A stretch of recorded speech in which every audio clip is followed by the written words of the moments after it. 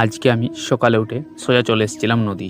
তো নদীতে এসে নৌকার ওপর চেপে এটা আমি কি করছিলাম সেটা দেখো। তো আজকে সকাল সকাল উঠে আমি একটু টোটোতে ব্যাটারিতে জল ছিল না, তো তার জন্য ব্যাটারিতে একটু জল দিয়ে দিয়েছিলাম।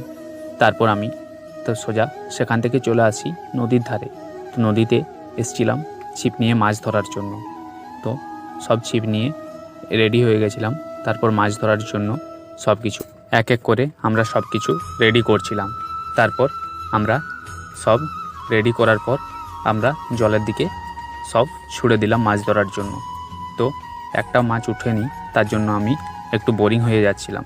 তারপর আমি সোজা নৌকার ওপর চেপে পড়ি। তো নৌকার ওপর চেপে আমি একটু চালাবার চেষ্টা করছিলাম নৌকাটাকে, কিন্তু কোনোভাবেই চালাতে পারলাম না।